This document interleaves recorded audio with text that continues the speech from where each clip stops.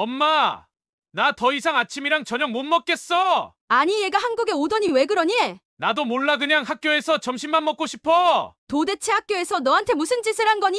한국 사람들이라면 누구나 학창시절 교실에서 먹었던 급식에 대한 추억이 있죠. 세계 거의 모든 학교라면 대부분 급식을 제공할 테지만 한국 사람들만큼 급식을 좋은 추억으로 기억하는 나라는 몇이나 될까요? 이러한 현상은 한국의 뛰어난 급식 퀄리티에서 나온다고 하는데요. 이는 단순히 학교 급식이라고 보기에는 납득이 어려울 수준의 품질이라 외국인들, 특히 자녀를 둔 어머니들에게서 충격과 경악을 불러일으킨다고 합니다. 오늘 이야기의 주인공 또한 그러한 상황을 맞닥뜨린 한 아이의 어머니인데요.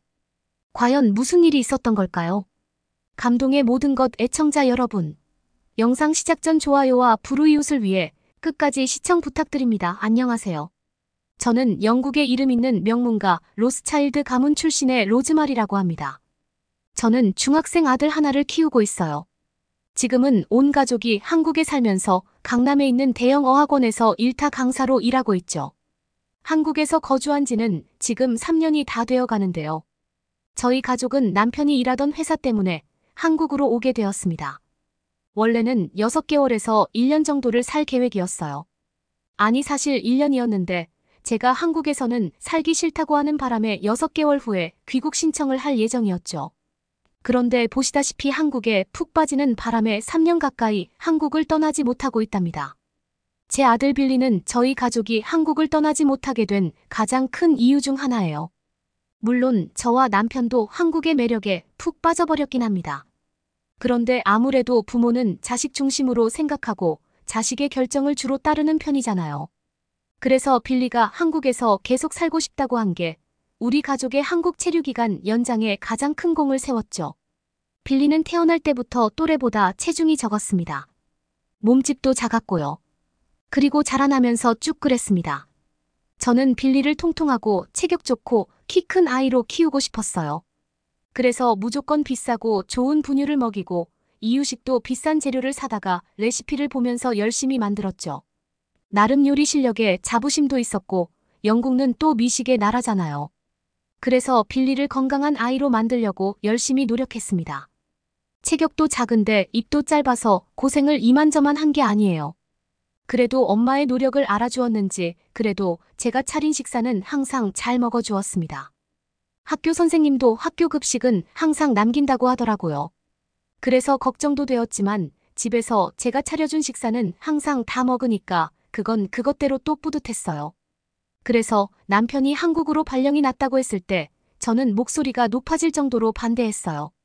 새로운 나라에 가면 새로운 음식에도 적응해야 하는데 빌리에게는 너무나 힘든 일이니까요. 겨우 제가 만들어주는 음식으로 짧은 입을 늘려놨으니까요. 저에게 한국은 그저 머나먼 아시아 나라였습니다. 그러니 거기서 영국 가정식을 만들 수 있는 재료들을 구할 수도 없을 거라고 생각했죠. 자식이 잘 먹는 게 중요한데 한국은 제가 생각할 때 그런 면에서 최악의 환경이었습니다.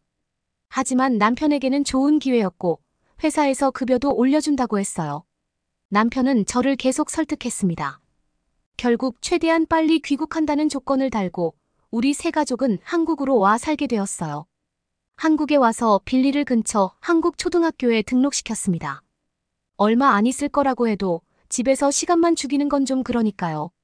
저도 영어 회화나 토익 강사로 일할 수 있는 자리를 찾아보려고 했고요. 그렇게 빌리는 한국에서 학교를 다니고 남편과 저는 회사와 학원에서 일을 하며 한국살이를 시작했습니다. 저는 처음에 한국에서 최대한 영국 가정식과 똑같은 식사를 차려주려고 노력했어요.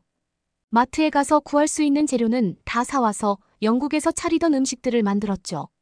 오다 가다 한식의 사진들을 보았습니다. 그러나 분명 빌리는 거부감이 강할 거라고 생각했어요. 특히 김치 같은 새빨간 음식들을 보면 자극적이라 더 기이하게 되었죠. 그러다 보니 저도 한국에 와서 한식에는 도전할 생각을 못했습니다. 그저 최대한 영국식으로 똑같은 식사를 재현하는 데만 집중하게 되었죠. 살고 있던 곳과 멀리 떨어진 코스트코에 몇 시간 동안 차를 타고 가면서까지 노력했어요. 빌리가 입맛을 잃어버리지 않도록 하기 위해서요. 한창 성장기니까 한국에서 보내는 시간이 짧더라도 제대로 못 먹으면 안 좋을 테니까요. 영국에서만큼은 아니었지만 그래도 최대한 좋은 아침과 저녁 식사를 차려주었다고 생각했습니다. 사실 학교에서 급식으로 먹는 점심이 제일 걱정되었어요. 분명 한식일 테니까요. 그런데 음식에 예민할까봐 굳이 물어보지 않았습니다. 담임 선생님께 여쭤보기에는 제 한국어 실력이 바닥이었고요. 그래도 별말을 하지 않아서 잘 적응하고 있구나 싶었습니다. 그런데 학교에 다닌 지 한 달 정도 된 어느 날부터 빌리가 조금씩 이상해지기 시작했어요. 바로 집에서 식사하는 것을 거부하는 거예요. 아니면 먹더라도 평소와 비교해 적게 먹었습니다. 처음에는 별일 아니라고 생각했어요. 원래 입이 짧았으니까요.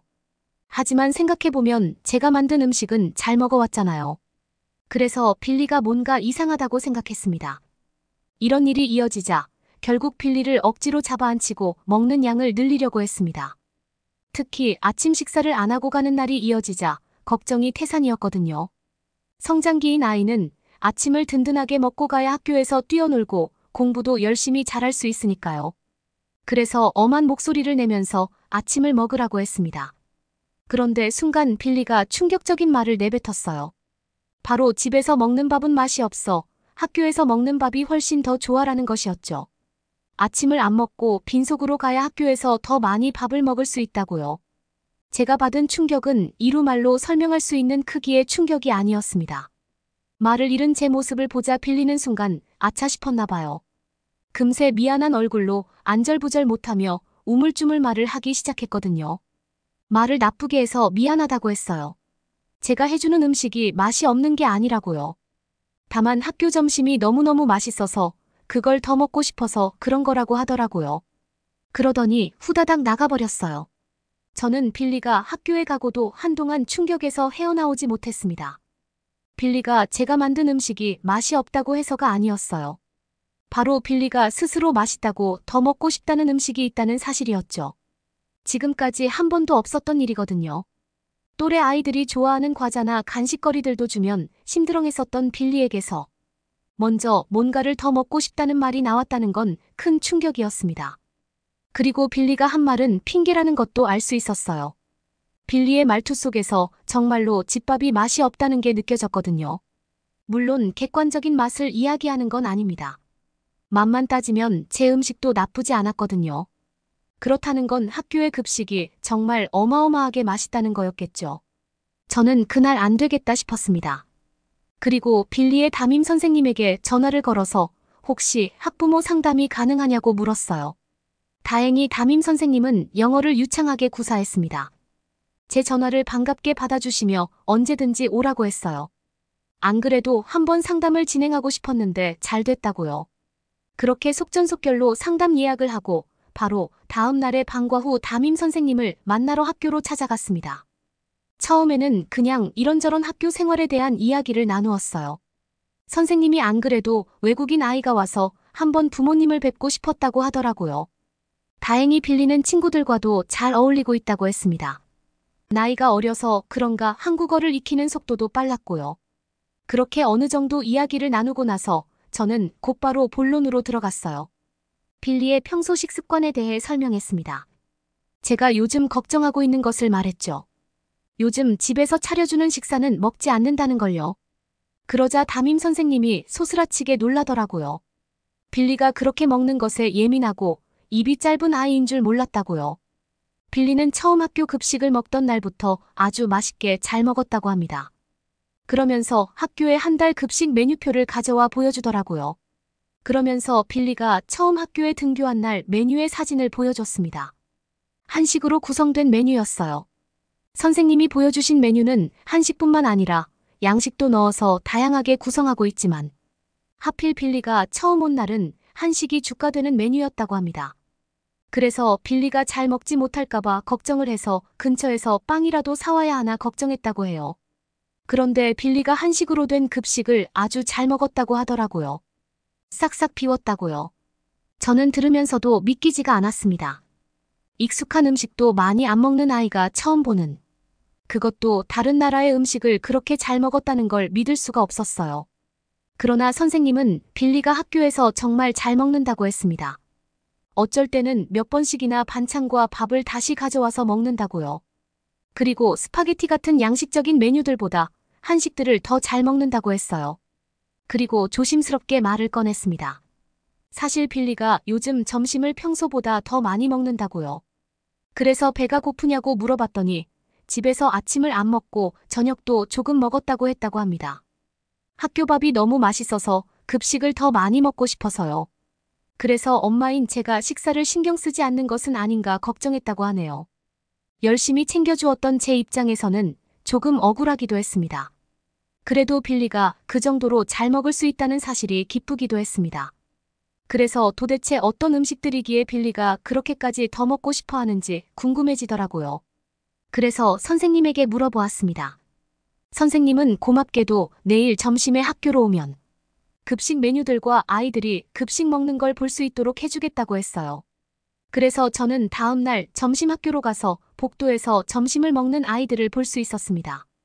그리고 제가 본 한국 초등학교의 급식 풍경은 정말 충격 그 자체였어요. 그날의 메뉴도 한식 중심이었는데요. 선생님들이 담아주는 식판 위 급식들은 정말 제대로 된 코스 요리 같았습니다. 밥과 국 반찬들이 모두 한눈에 봐도 고퀄리티였어요. 게다가 반찬들도 정말 다채로워서 정말 레스토랑에서 나오는 메뉴 같았습니다. 급식 메뉴를 보고 왜 빌리가 처음 보는 한식도 잘 먹었는지 이해가 되더라고요. 한국에 와서도 영국식으로 식사를 한다고 한식을 접할 기회가 많이 없었는데요. 그래서 저도 그날 제대로 된 한식 반찬들은 처음 보았습니다. 그런데도 전혀 거부감이 없더라고요. 오히려 빨리 먹어보고 싶어질 정도로 비주얼적인 면에서 아주 훌륭했습니다. 한식이 처음이더라도 쉽게 손이 갈 법한 모습이었죠. 빌리는 정말 행복한 얼굴로 급식을 먹었습니다. 친구들과 이런저런 이야기도 하면서 밥과 국부터 반찬들까지 하나도 남기지 않고 싹싹 긁어먹더라고요. 심지어 다 먹고 나서 반찬을 더 가져와서 먹기도 했습니다. 빌리에게서 그렇게 잘 먹는 모습을 볼 수 있을 거라고 상상하지 못했었어요. 그래서 감격스럽고 기특해서 눈물도 나더라고요. 선생님은 저를 따로 불러서 직접 급식을 먹어볼 수 있도록 배려까지 해줬습니다. 제가 아무래도 외국에서 온 사람이니까 그냥 보는 것보다는 직접 경험해보면 더 신뢰가 생길 거라고 생각했대요. 그렇게 저도 한국 초등학교의 급식을 먹어보게 되었습니다. 솔직히 빌리에게 서운하기도 했는데 이건 인정할 수밖에 없었어요. 맛이 제가 만든 음식과는 정말 차원이 달랐습니다. 제가 처음으로 먹은 한식 요리들이나 다름없었는데요. 속으로 정말 놀랐습니다. 아니 일반 초등학교 급식의 맛 퀄리티가 이 정도라고. 그럼 대체 제대로 된 한식당들은 어느 정도로 맛있다는 거지 죄다 미슐랭급 맛인가? 미식의 나라인 영국에서 온 자부심을 가지고 있었는데 솔직히 말하면 한식이 영국 음식들보다 더 맛있었어요. 놀라웠던 건 이게 명문 사립학교 같은 곳의 급식도 아니고 일반 공립학교의 급식이었다는 거예요. 영국은 사립학교와 공립학교의 급식 퀄리티가 차이가 크거든요. 특히 공립학교의 환경이나 재정 상태가 좋지 않을수록 급식의 질도 떨어지죠. 그런 점이 아이들 교육 환경에는 악영향을 끼치기도 하고요. 그런데 한국의 공립학교는 이런 퀄리티의 급식을 그것도 무료로 먹을 수 있다니 정말 놀라웠습니다. 먹기 전에 본 빌리는 매워 보이는 빨간 김치도 아주 잘 먹어서 꽤나 놀랐었는데요. 제가 직접 김치를 먹어보니까 그런 모습도 납득이 되었습니다. 물론 김치를 처음 먹어보는 저에게는 맵기는 했어요. 그런데 중독적인 매운맛 그 자체였습니다. 계속 다시 먹고 싶어지더라고요. 그날 집에 와서 제가 급식 메뉴로 먹어본 한식들과 다른 한식 종류들도 찾아보았습니다. 그러면서 저는 한 번 더 충격을 받았어요. 이렇게 맛있는 메뉴들이 맛뿐만 아니라 영양도 제대로 챙기고 있는 음식들이었거든요. 특히 김치에는 유산균을 포함해 다양한 효능들이 많아서 성장기 어린이들에게는 완벽한 음식이었습니다. 세상에서 맛과 건강을 동시에 챙길 수 있는 음식들은 다 한식에만 있는 것 같았어요. 그날부터 저는 한식들 요리를 시도해보기 시작했습니다.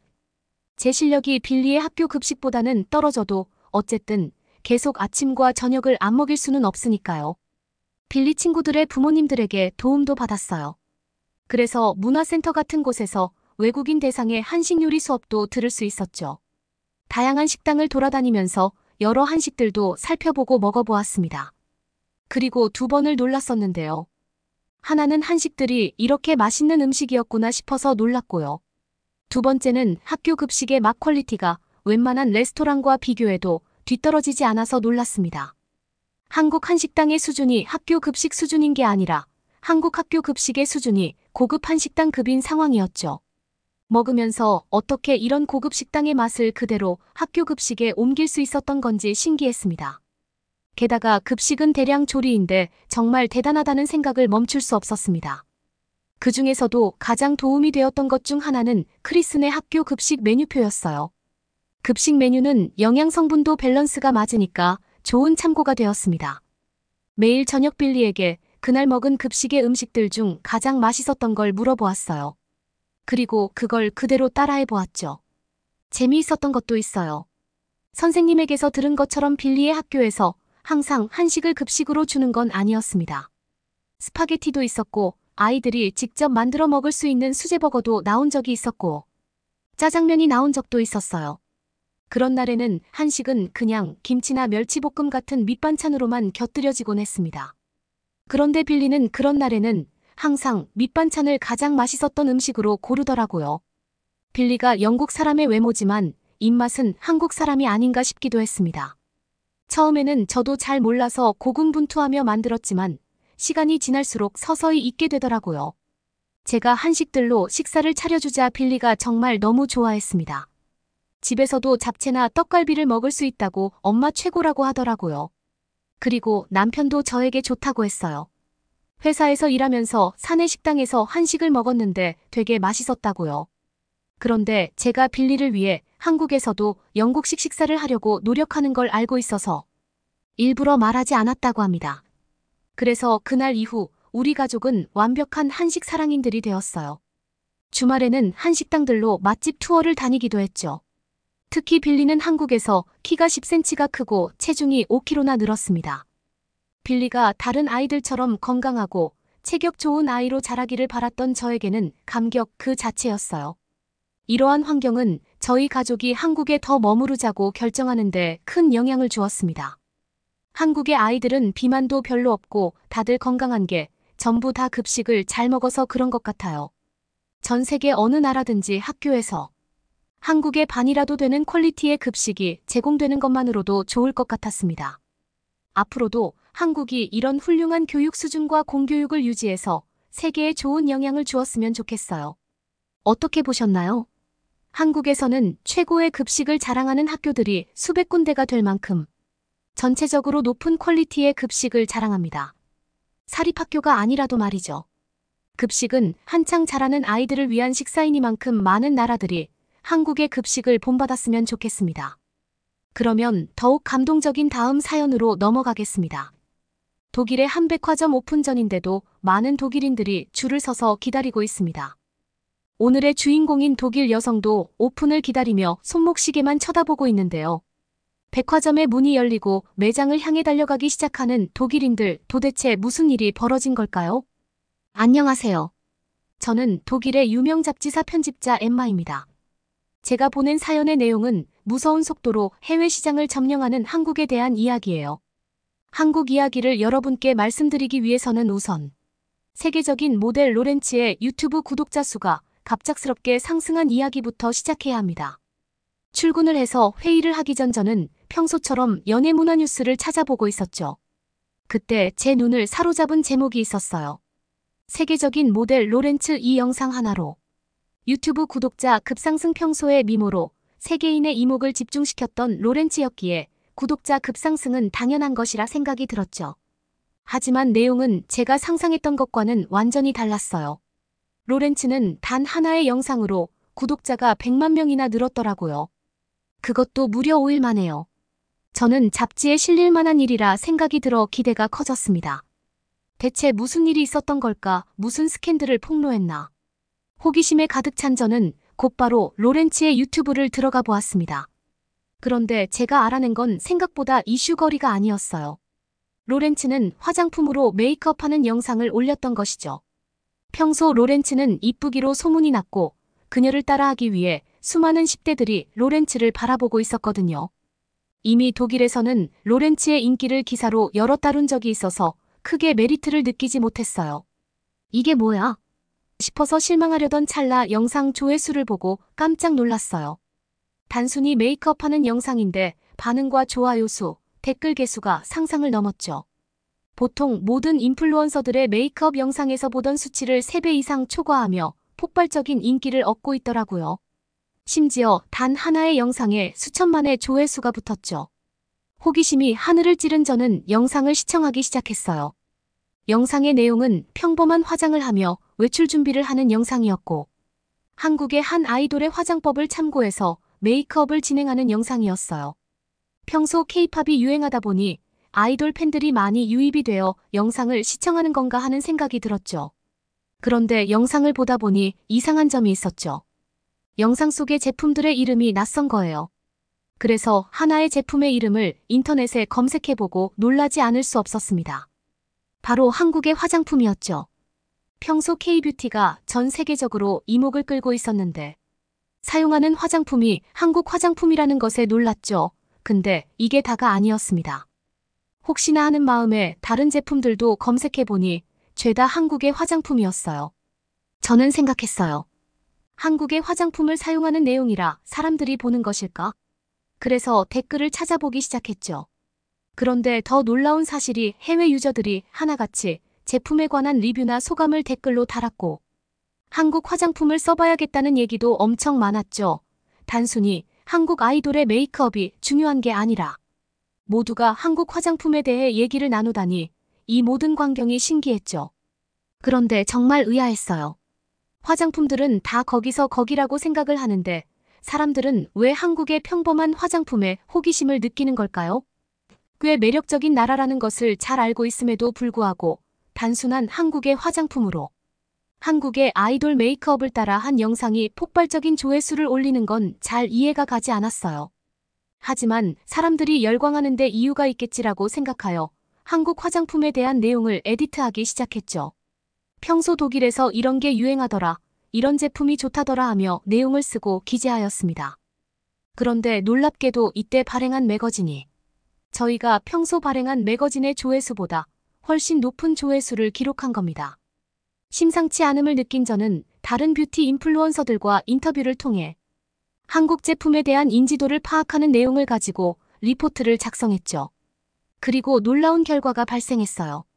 발행과 동시에 이전 매거진의 조회수를 훌쩍 넘는 결과를 초래했죠. 이때 저는 흥미로운 점을 발견했어요. 단순히 저뿐만 아니라 같은 매거진의 동료들이 한국이라는 단어가 들어간 내용으로 헤드라인을 만들면 가을에 낙엽을 끌어모으듯 수많은 호응을 얻었죠. 한국 음식, 한국 문화, 한국 여행 등 한국과 관련된 모든 것이 독자들의 관심을 끌고 있는 거예요. 이런 현상의 정점을 찍는 일이 발생했죠. 바로 로렌츠가 한국을 간다는 거예요. 그녀는 라이브 방송에서 한국 자체를 온전히 느끼고 올 테니 많이 시청해달라고 하며 한국행을 선택한 것이죠. 그런데 시청자들의 반응이 더 대박이었어요.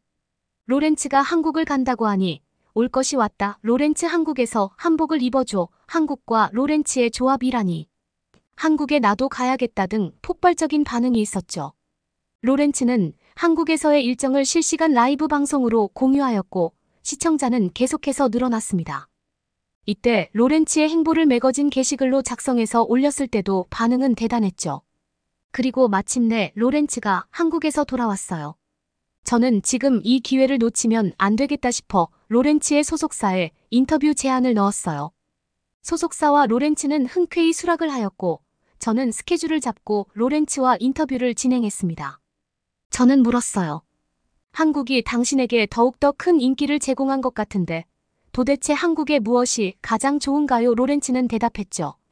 현재 전 세계 트렌드에서 한국의 모든 것들이 유행해서 호기심으로 시작한 게 지금은 한국을 사랑하게 만들었죠. 지금도 한국이 그리워요. 그 말을 듣고 로렌츠와 대화를 더 이어갔죠. 한국이 그리워서 한인마트도 찾아서 방문하여 한국의 과자 음료수를 사 먹고 한국에서 먹었던 김치의 맛이 나지 않는다며 해외 배송까지 한 내용. 한국의 지하철 편의점의 편의성 등 많은 내용을 가지고 인터뷰를 진행했죠. 얘기를 하며 밝은 표정으로 인터뷰에 응하는 로렌츠를 보니 저도 모르게 한국에 대한 관심이 더 커졌어요. 인터뷰를 마치고 로렌츠에게 고맙다고 말하며 헤어진 후 회사로 돌아와 로렌츠의 인터뷰 내용을 바탕으로 게시물을 작성하였어요. 그리고 이 인터뷰가 실린 매거진은 회사 설립 이후 10위권 안에 드는 최고의 판매 및 조회 부수를 기록하였어요. 그러다 보니 저는 한국이라는 단어 하나의 파급력이 대단하다는 생각이 들어 그 이후로 한국에 대한 내용을 적기 위해 소재를 찾아보고 있었죠. 그러던 어느 날 저는 베를린의 백화점에 입점한 한국의 뷰티샵에 대한 얘기를 들었어요.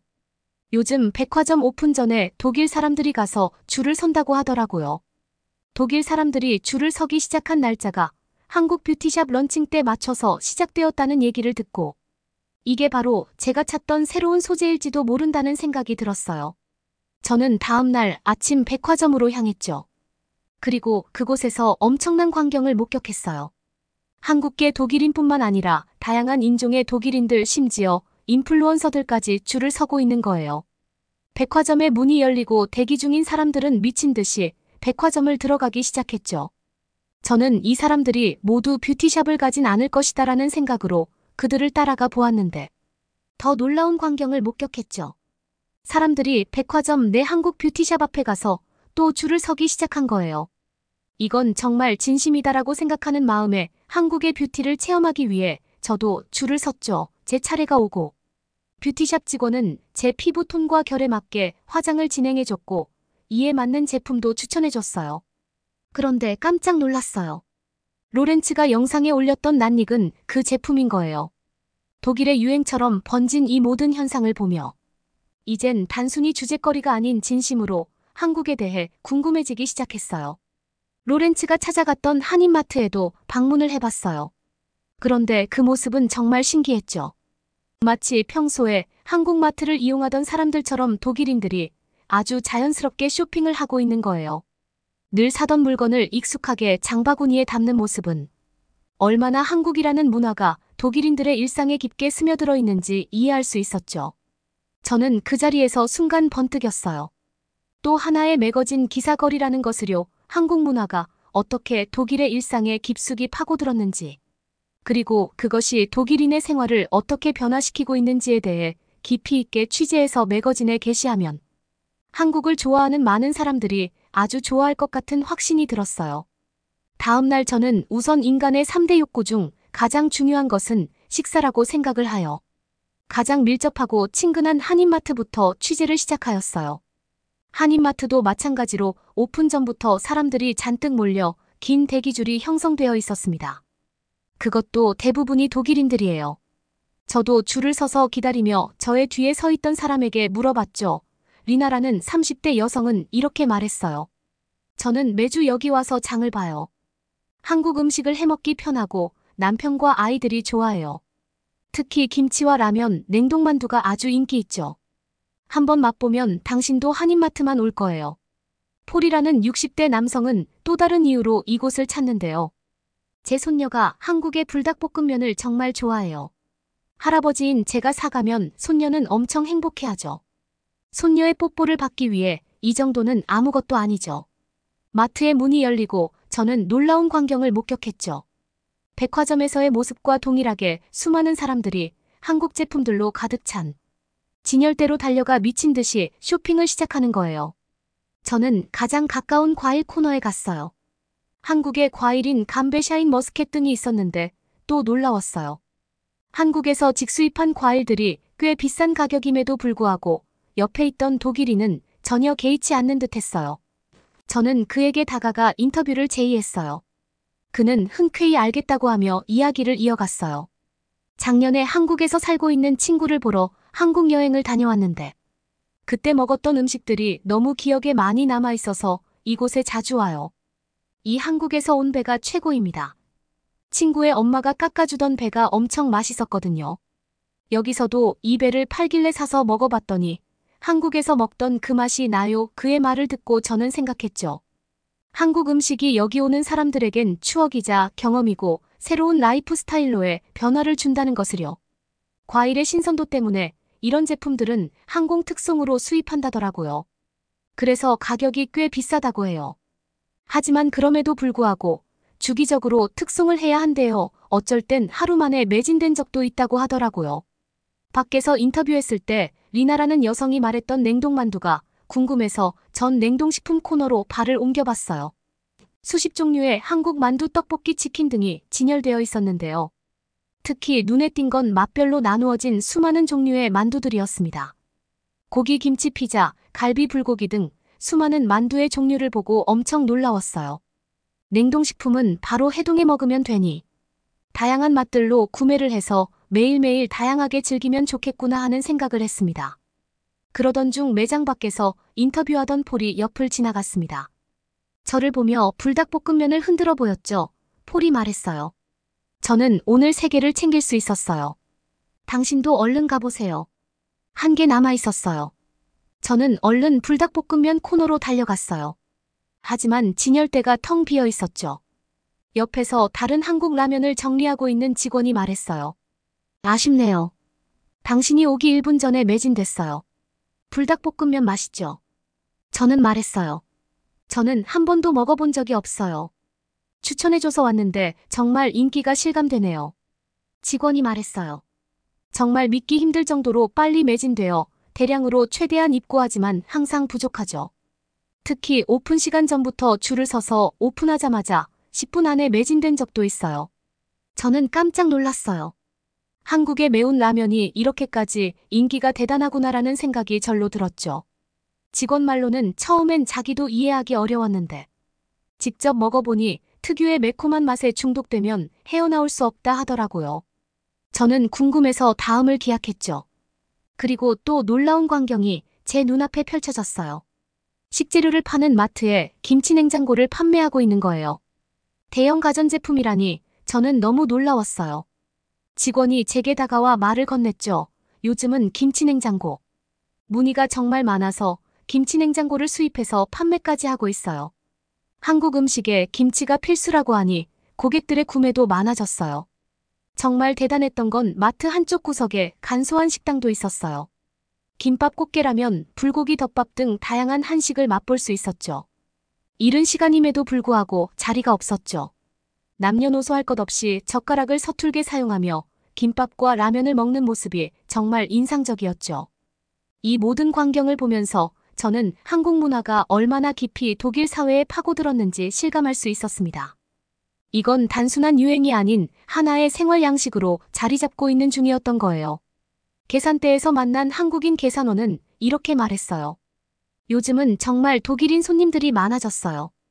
독일에서 한국어로 뭐뭐 있어요 라는 말을 들을 때마다 여기가 한국인지 독일인지 싶어요. 심지어 한국어로 감사합니다 하며 인사를 건네는 분이 엄청 많아졌죠. 이 경험을 통해 저는 한국의 음식 문화가 얼마나 독일인들에게 매력적으로 다가왔는지 깨달았어요. 그리고 이 한국의 음식 문화는 단순한 유행을 넘어 독일 사회에 깊이 뿌리내리고 있는 현상이라는 것도 알게 됐죠. 집으로 돌아온 저는 매거진에 올릴 리포트를 작성하기 시작했어요. 한국 마트가 독일인의 뱃속을 찌르다. 그리고 이 게시글은 대박이 터졌습니다. 평소 저희 매거진의 독자율 비중은 10대, 20대 층이 주를 이루었지만 이번엔 10대부터 70대까지의 독자들의 댓글이 쏟아졌죠. 많은 사람들이 좋아요를 눌러주고 자신들도 비슷한 경험을 했다고 말했고 출판본 판매 수익도 상승세를 기록하였죠. 한국을 소재로 매거진이 진행되고 수많은 판매 수익이 생기다 보니 예상치 못한 연락을 받았어요. 바로 한국의 잡지사의 편집장이었죠. 안녕하세요. 저희는 한국에서 최신 트렌드를 다루는 잡지사입니다. 저희는 독일에도 출판 중인데 요 근래 판매 수익이 늘어나다 보니 왜 그런지 이유를 찾아보니 저희 매거진과의 판매 수익 그래프가 우상향하더라고요. 그만큼 매거진에서 한국 제품에 대한 얘기를 많이 기재해 주셔서 그런 것 같아서요. 정말 감사합니다. 저는 의아하면서도 놀랐어요. 제 글이 진짜 이렇게 큰 영향을 미친 것인가 하는 의문이 들면서도 분석을 통한 내용을 얘기해 주니 사실처럼 느껴져 기뻤죠. 편집장은 계속해서 말을 이어갔어요. 저희가 제안드리고 싶은 것이 있는데 지금까지 칼럼에 소개되었던 소재들을 직접 한국에서 경험해 보시는 건 어떠실까요? 저희 잡지사에서 지금 로렌츠를 캐스팅했습니다. 로렌츠 아시죠? 요즘 한국 홍보대사처럼 한국의 제품들을 많이 사용하는 영상을 SNS에 게시하더라고요. 로렌츠를 중심으로 저희 회사와 콜라보를 진행하시고 각 매거진에서 각자의 방향성으로 작성을 하는 좋은 조건으로 기재하는 걸로요. 한국에서 진행되는 모든 비용은 저희가 진행하겠습니다. 저는 입을 다물지 못하며 얘기를 이어갔어요. 한국에 직접 가서 한국의 문화를 느껴볼 수 있다니 너무 좋은 제안이었죠. 그리고 제게 한국이라는 영감을 준 로렌츠와 함께 하다니 너무 꿈만 같았습니다. 정말 감사합니다. 힘을 꾸려 출발할 수 있도록 하겠습니다. 그러자 편집장이 말했어요. 내 모든 팀원들의 비용도 저희가 부담하니 인원수와 기본 정보만 부탁드리겠습니다. 저희가 작성한 제안서도 보내드릴게요. 한국의 진정한 문화를 체험하실 수 있도록 최선을 다하겠습니다. 저는 대답했어요. 이건 정말 놓칠 수 없는 기회네요. 정말 감사합니다. 한국에서 뵙겠습니다. 2주 후 팀원들과 한국행 비행기에 오르며 저는 생각했어요. 지금껏 체험하고 로렌츠에게 얘기 듣고 로렌츠의 SNS에서 보던 한국의 매력을 본토에 가서 체험하게 되는구나 하는 생각이요. 인천공항에 도착하자마자 우리 팀원들은 인천공항의 세련된 디자인에 압도당했어요. 입국 게이트에서 우리를 맞이한 서울의 유명 잡지사 편집장은 환한 미소로 우리를 반겼고 우리는 차를 타고 로렌츠가 있는 카페로 이동하였어요. 한국의 삼청동이라는 동네에 위치한 카페에서 만난 우리는 첫날부터 한국 문화의 매력에 푹 빠져들었죠. 서울의 현대적인 건물들과 고궁이 공존하는 풍경 달콤한 차 한 잔의 여유가 어우러진 동네였어요. 로렌츠와 이야기를 나눈 저희들은 로렌츠가 미리 한국 잡지사에 제시한 위시리스트를 바탕으로 한국 문화 느끼기 투어를 시작했어요. 서울의 곳곳을 누비며 한국을 온전히 느끼는 하루였어요. 로렌츠가 추천해준 뷰티 투어에서 로렌츠에게 직접 메이크업도 받아보고 로렌츠가 SNS에서 소개해준 분식집도 가보았죠. 김밥과 떡볶이. 각종 튀김과 순대라는 음식은 제 마음을 사로잡았어요.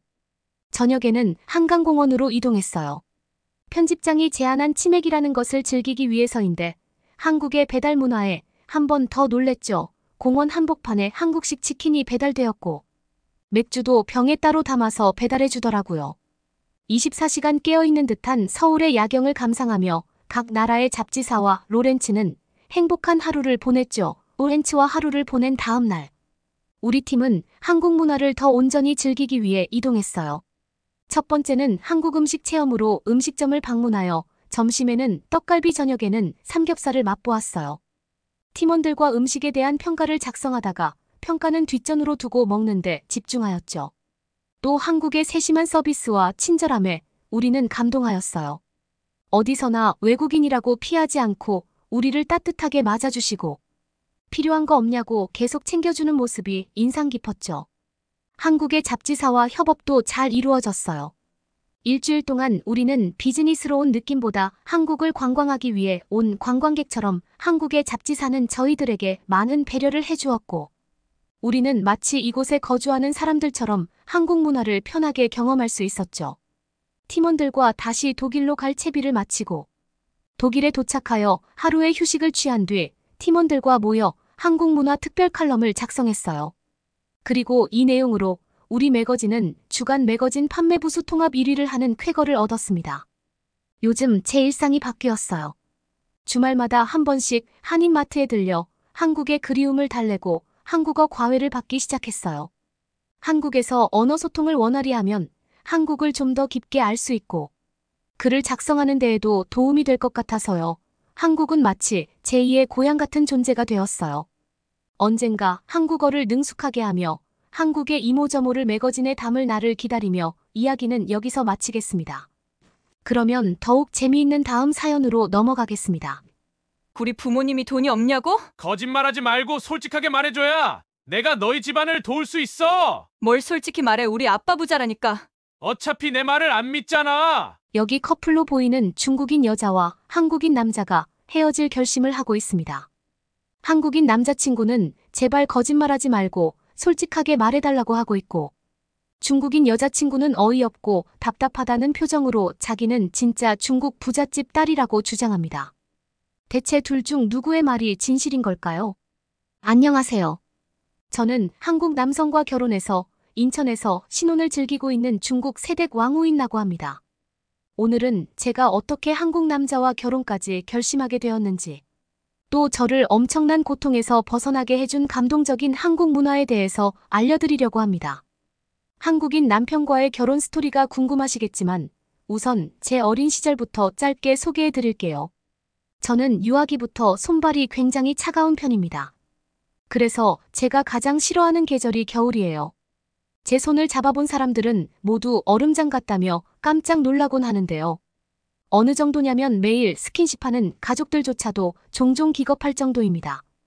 가끔 정전기까지 파바박 튀니까요. 저는 추위에 정말 약해서 1년 내내 감기까지 달고 사는데요. 대체 면역력은 왜 생기지 않는 걸까요? 수족냉증까지 심하니. 매년 겨울마다 얼마나 괴로울지 말 안 해도 아시겠죠.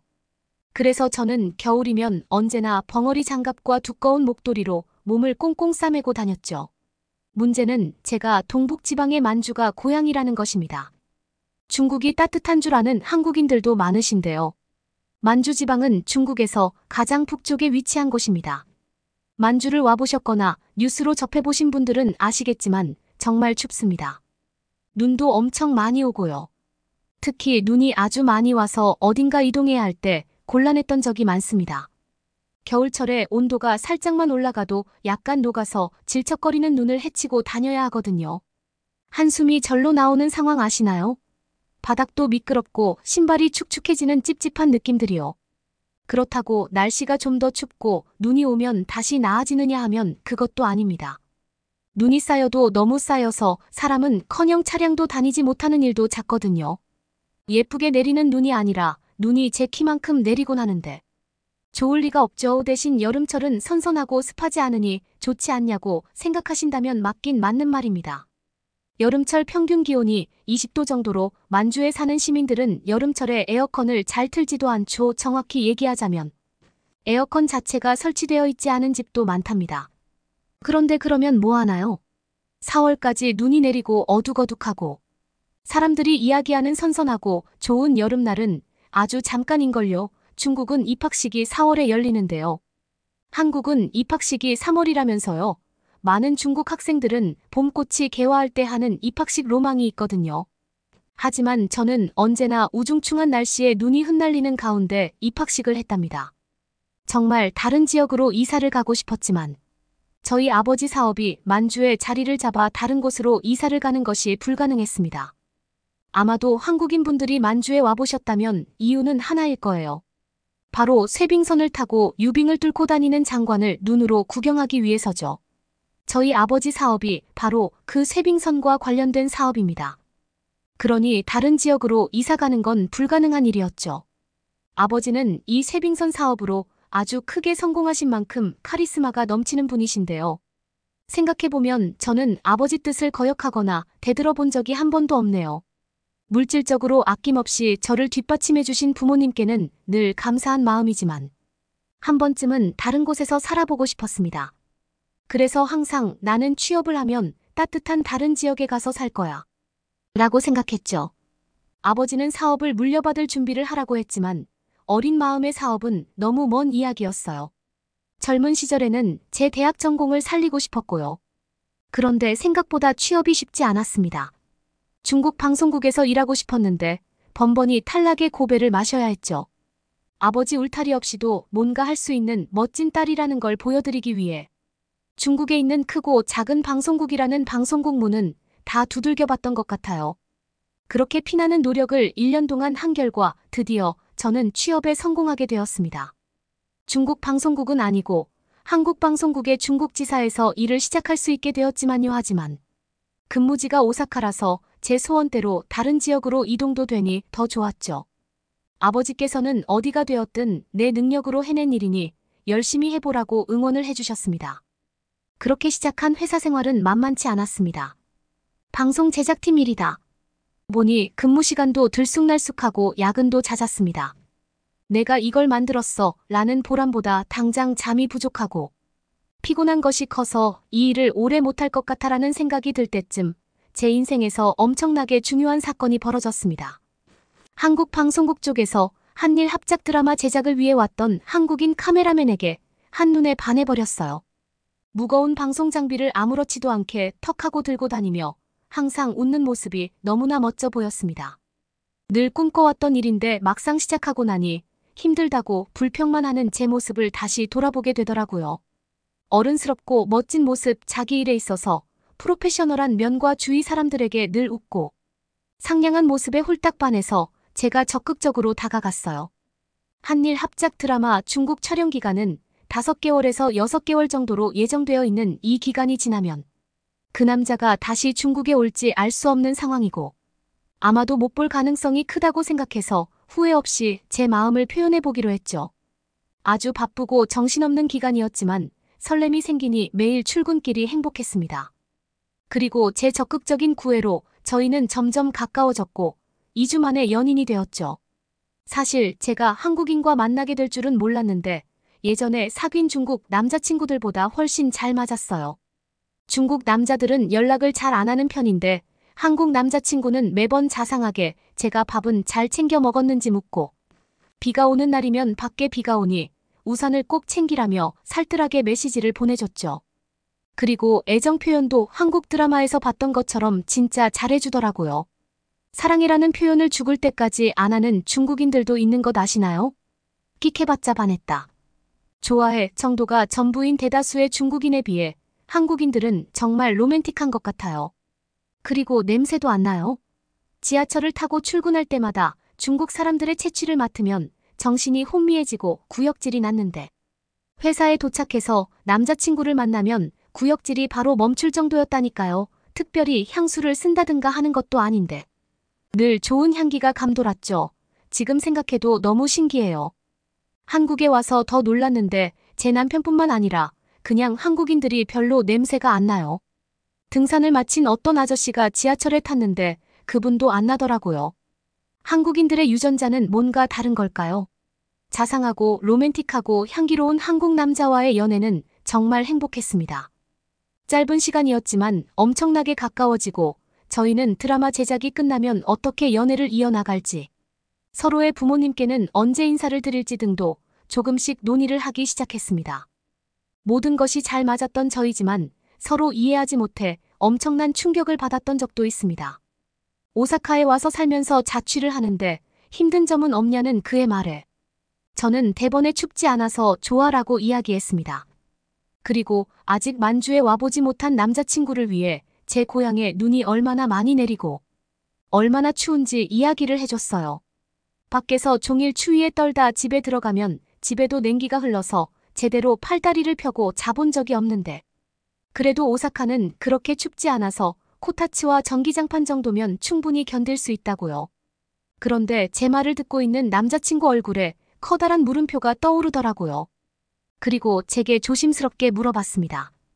왕우인, 이 질문은 우리가 앞으로 평생 함께할 사이라 물어보는 거니까 불편해하지 말고 솔직하게 이야기해줬으면 좋겠어. 혹시 집이 많이 어려워 아버지께서 사업하신다고 이야기했던 것 같은데 아버지 사업이 많이 어려워졌어?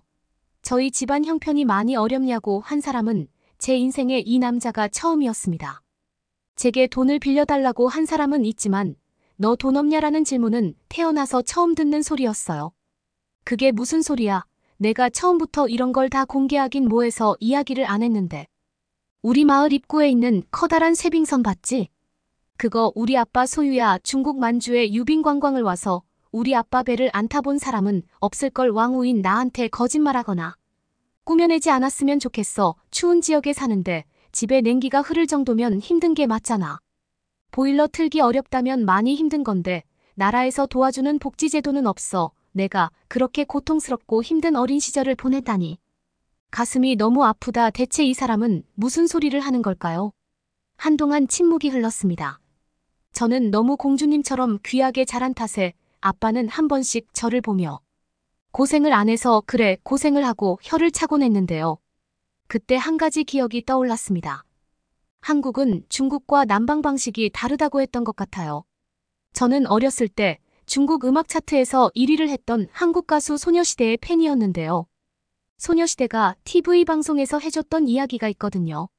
한국은 연탄을 쓰지 않고 보일러를 떼서 방바닥 전체를 따뜻하게 한다고요. 아주 길게 이야기한 것은 아니고 방바닥 전체가 따뜻해진 집을 본 적도 없으니 이해도 가지 않았습니다. 한국은 중국과 좀 다른 난방 방식을 가지고 있나 보다. 근데 방바닥이 따뜻하다니 무슨 말이지 했는데 남자친구의 황당한 발언에 어렸을 때 봤던 소녀시대의 인터뷰 장면이 떠올랐죠. 그 이야기를 꺼내며 중국은 한국과 난방 방식이 다르다고 설명을 해주었습니다. 한국은 바닥이 따뜻하다는데 중국은 그런 난방 방식이 없다고요. 한국은 에어컨에 냉난방 기능이 있어 겨울에 난방 기능을 돌리거나 전기장판 같은 것들을 쓰고 만주는 그런 장치들이 없어서 상당히 추워도 연탄 난로나 등유 난로를 쓴다고 설명해줬죠. 또 중국은 목조 주택이 많아 단열이 잘 안 되는 편이라 어디든 겨울철은 실내 온도가 낮다고요. 그나마 저는 풍족하게 자라서 돈 걱정이 없다 보니 아버지가 집에 단열 장치도 어느 정도 해두셨고 등유 난로나 연탄 난로를 사용할 때 비용 걱정 없이 썼다고 설명해줬죠. 그리고 저희 집 본가는 비싼 맨션이기 때문에 중국식 온돌도 설치해놨지만 육하담보는 집 전체에 설치하지 않고 거실이나 주방 정도에만 설치하는 것이 보통이다. 제 방이 추운 편이고 집 공기도 썰렁해서 떨고 다닌 것이지. 결코 집이 가난하지 않았다고 알려줬습니다. 그러자 남자친구는 그럼 중국 뉴스에 나오던 집에서 자다가 얼어 죽은 사람도 실하냐고 묻더라고요. 자기는 그런 뉴스를 볼 때 자다가 어떻게 얼어 죽지라는 생각을 했다며 가짜라고 생각을 했다네요. 그래서 맞다고 대부분 실내에서 동사하는 경우가 많다고 했죠. 보통 지방 기온이 평균 10도 정도로 대부분 중국 사람들이 춥게 산다고도 알려졌고요. 사실 이게 당연하다고 생각해서 중국의 난방 문화가 나쁘다는 생각도 못했는데 너무 놀라는 남자친구의 모습에 제가 더 놀라고 있었습니다. 제 이야기를 다 들은 남자친구가 제 손을 꼭 잡고 말해주었습니다. 중국에서는 비즈니스 호텔에 투숙하며 일을 해서 중국 가정집을 경험하지 못했기 때문에 내가 다 이해하지 못한 부분이 있었어. 한국 온돌을 설치했으면 우리 왕후인가 학창시절에 추위로 고생하지 않았을 텐데 힘들었겠네. 해프닝 아닌 해프닝은 그렇게 정리되었지만 그때부터 저는 온돌에 대해 궁금한 점이 많아졌습니다. 방바닥 전체가 따뜻하다니 어떤 느낌일까? 물어보니까 한국은 집에서 따뜻한 물주머니를 가지고 다니지도 않고 슬리퍼도 층간 소음 때문에 신는 거짓 추워서 신을 필요는 없다더라고요. 추위를 정말 많이 타는 한국인들은 집에서 수면 양말도 신지만 추위를 별로 안 타는 한국인들은 집에서는 반소매 차림으로도 생활한다나요? 밖은 춥지만 집 안에 들어오면 따뜻하니 집에서 떨어본 적이 없다. 는 말에 한국이 정말 궁금해졌습니다. 계속 물어봤는데 아예 겪어본 적 없는 일이라 대답을 들어도 잘 믿기지 않더라고요. 그리고 시간이 흘러 각자의 집에 인사를 가게 된 날, 저희는 서로의 가정 환경에 다시 한번 깜짝 놀라게 되었어요. 우선 제 남자친구가 먼저 중국 저희 부모님 집에 방문했는데 다녀와서 바로 감기에 걸렸습니다. 나름 난방을 한다고 했는데 남자친구에게는 역부족이었나 봐요. 사실 저도 본가에 가서 오래간만에 지내면서 감기에 걸려왔죠. 집안의 감도는 차가운 공기에 코끝이 시리는데 난방을 아무리 해도 한계가 있었습니다. 그래도 식사는 식당에서 해서 떨지 않고 먹었으니 불행 중 다행이랄까요? 돌아오는 길에 남자친구는 왜 제가 겨울을 싫어하는지 알겠다고 공감하더라고요. 집안 공기가 이렇게 냉랭함이 감도니 편하게 쉬긴 어렵겠다고요. 제 한국 방문은 어땠냐고요? 딱 이맘때쯤 12월을 코앞에 두고 남자친구 부모님 집을 방문했었는데요. 제가 추위를 많이 탄다는 걸 미리 전해둬서 남자친구 부모님께서 집을 아주 따뜻하게 해두셨더라고요. 방바닥에 발을 딛는 순간 그 따뜻함에 몸이 녹아내리는 것 같았습니다. 제가 온다고 해서 특별히 더 따뜻하게 해놓았다고 하셨는데 집안에서 반소매를 입고 있으시더군요. 최대한 얌전하게 보이고 싶었는데 너무 신기한 모습에 표정 관리가 안 되어서 부끄러웠습니다. 남자친구 부모님께서는 제가 너무 놀라고 좋아하니까 공주님이 방바닥 따뜻한 걸로 감탄하면 어쩌냐고 너는 한국에서 살아야겠다고 하셨어요. 중국 집들은 겨울에 춥다며 추위를 그렇게 싫어하고 수족냉증도 심한데 어떻게 온돌방 아닌 곳에서 살았냐고 하셨죠. 그러게나 말입니다. 온돌은 직접 경험해보니까 벗어나기 힘든 마력이 있었습니다. 남자친구 방에 침대가 있었지만 일부러 바닥에서 자보았는데요. 팬에 구워지는 말랑말랑한 치즈가 된 느낌이었어요. 앞뒤로 옆으로 굴러가며 노릇노릇 등이 구워지는 느낌은 환상적이었죠. 저희가 결혼 후 어디에서 살지 논의를 할 때 한국으로 결정하게 된 최종 이유도 온돌이 결정적이었습니다. 중국인인 저한테는 그 정도로 너무 신세계였어요. 이후 결혼식은 중국에서 한 번, 한국에서 한 번 이렇게 2번을 했는데요. 결혼식 전 남자친구는 또 한 번 제게 감동을 안겨주었습니다. 저희 부모님께서는 너희만 잘 살면 된다고 돈으로 부족함 없이 지원해 줄 것이고, 그건 내게 아무런 부담이 되지 않으니 돈 받은 걸로 신경 쓰지도 말고, 뭔가 선물을 한다든가 하는 일은 하지 말라고 하셨는데요. 남자친구가 깜짝 선물을 준비했더라고요. 만주본가에 갔는데 집이 뭔가 달라져 있는 것 아니겠어요. 알고 보니 남자친구가 아버지에게 따로 연락해서 본가에 온돌을 설치하면 어떻겠냐고 했더라고요. 아버님께서 지원해 주신 돈이 아니라 본인이 결혼 전에 따로 모았던 돈으로 선물을 드리고 싶다고요.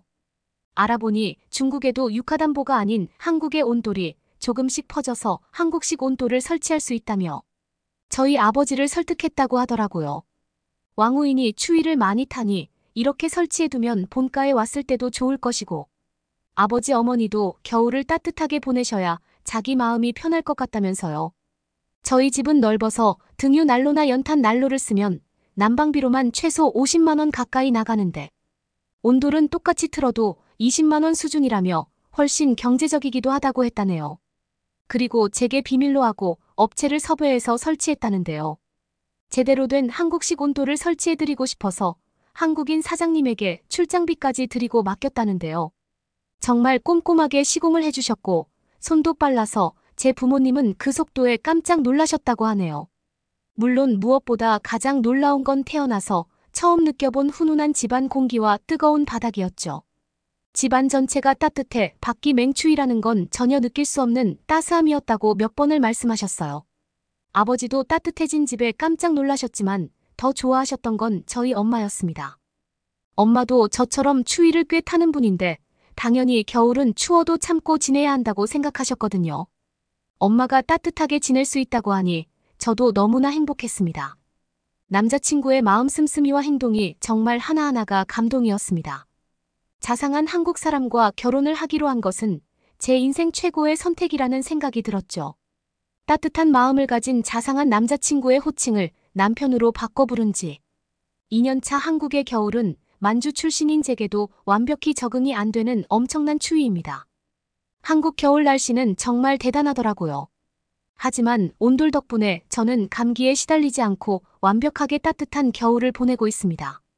집에서 반소매만 입고 있는 사진을 SNS에 올리자 제 중국 지인들이 다들 부러워하더라고요. 제 친구들이 자기도 한국인 남자와 결혼하고 싶다며 남편 친구들을 소개해 달라고 난리랍니다. 참, 그리고 중국집에 온돌을 설치한 뒤로 아버지께서는 자랑하기 위해 지인들을 자주 불러서 집에서 식사하곤 하신다네요.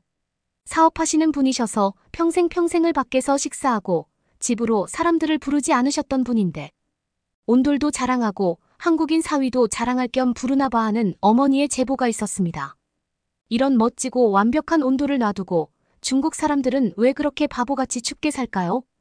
한국에서 배워올 수 있는 좋은 문화들이 한류 바람을 타고 중국으로 많이 들어오는 요즘, 중국식 온돌인 유카담보가 아닌 한국의 진짜 온돌이 더 알려져야 하지 않을까 하는 생각입니다. 요새 날씨가 갑자기 매서워지며 이제 진짜 겨울이라는 것이 느껴졌는데요. 한국 신혼집의 따뜻한 방바닥에 당연한 듯 누워있다가 이게 당연한 것이 아니었던 예전. 중국 생활이 떠올라 이렇게 사연을 보내봅니다. 여러분은 어떻게 보셨나요? 응원과 격려의 한마디씩을 댓글로 남겨주시기 바랍니다. 사연자분들에게 전달해드리겠습니다. 실제 사연 제보를 받고 있습니다. 채택되신 분께는 작은 선물도 보내드리고 있습니다. 저희의 사연이 여러분의 하루에 작은 힘이 될 수 있었으면 좋겠습니다. 감동적인 사연을 주변 분들과 이야기 나눠보세요. 더욱더 좋은 영상으로 다시 찾아뵙겠습니다.